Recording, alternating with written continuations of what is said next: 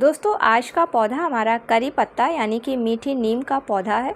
तो दोस्तों इस गर्मी के सीज़न में अगर आपके करी पत्ते के पौधे की पत्तियां सब सूख कर गिर गई हैं और पौधा भी आपका बिल्कुल बेजान सा नज़र आ रहा है और आप चाहते हैं कि बरसात का सीज़न लगते ही आपके करी पत्ते के पौधे पर नई ग्रोथ स्टार्ट हो जाए, तो उसके लिए आज के वीडियो में आप लोगों के साथ में कुछ ऐसे ज़रूरी कामों के साथ में कुछ ऐसी फर्टिलाइज़र्स को शेयर करूंगी जिनके की इस्तेमाल से आपके करी पत्ते के पौधे में एक नई ग्रोथ स्टार्ट हो जाएगी और देखते ही देखते आपका करी पत्ते का पौधा हरा भरा जंगल जैसा फिर से घना हो जाएगा। नमस्कार दोस्तों, आप सभी का अपने चैनल पर एक बार फिर से स्वागत है। तो चलिए दोस्तों वीडियो की शुरुआत करती हूँ। दोस्तों सामने आप जो ये मेरा करी पत्ते का पौधा देख रहे हैं, ये भी गर्मियों में पूरी तरीके से अपनी ग्रोथ को रोककर इसकी सभी पत्तियां पीली होकर नीचे गिर गई थी और पौधा भी बिल्कुल बेजान सा नज़र आ रहा था।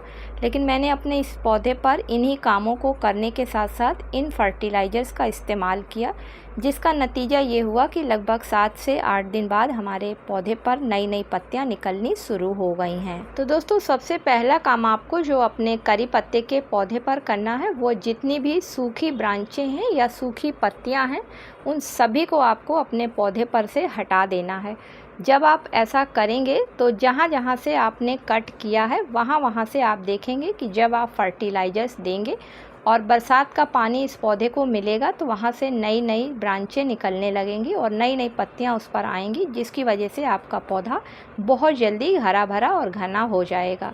तो सबसे पहले आप अपने पौधे पर से सभी सूखी डालियों को, सूखी पत्तियों को या जो ऐसी डालियां हैं जो अब हरी नहीं होंगी उन सभी को कट करके हटा दीजिए। अगला काम करें कि गमले की मिट्टी में जो भी खरपतवार निकल आए हैं गर्मी की वजह से या जो झड़कर सूखी पत्तियां हैं उन सभी को गमले से हटा दीजिए, क्योंकि अगर आप ऐसा नहीं करेंगे तो जैसे ही इन पर बरसात का पानी पड़ेगा और मॉइस्चर पाएंगे ये फंगस का शिकार हो जाएंगे, जिसकी वजह से पौधे की जड़ों में भी फंगस लग जाएगी और चूँकि पौधा काफ़ी कमज़ोर है इस वजह से पौधा तुरंत खराब हो जाएगा। अगला काम आप करें कि पौधे को अभी आपको रिपोर्ट या रूट प्रूनिंग नहीं करनी है, क्योंकि दोस्तों पौधा अभी काफ़ी कमज़ोर है और जब पौधे पे एक नई ग्रोथ स्टार्ट हो जाए तब आप 15 से 20 जुलाई के बीच में अगर आपका पौधा साल से 2 साल पुराना है और छोटे गमले में लगा है तो वो रूट बाउंड हो गया होगा, तो आप उसमें रूट बाउंड को उसको हटा सकते हैं।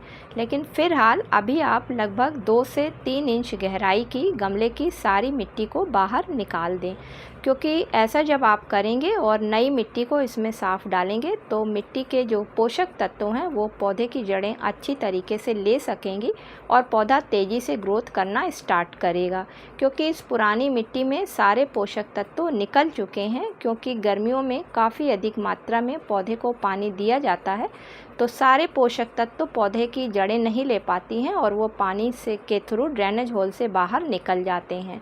तो ये मिट्टी पूरी तरीके से अब ख़राब हो गई है, इसलिए इस मिट्टी को बाहर कर दें। अब आप नीचे की मिट्टी में धीरे धीरे करके किसी चीज़ की सहायता से हल्की सी गुड़ाई कर दें, जिससे कि जड़ों तक आसानी से ऑक्सीजन पहुंचने लगे और जो जड़ें अभी काफ़ी कमज़ोर हो गई हैं वो ऑक्सीजन पाकर स्वस्थ होने लगें।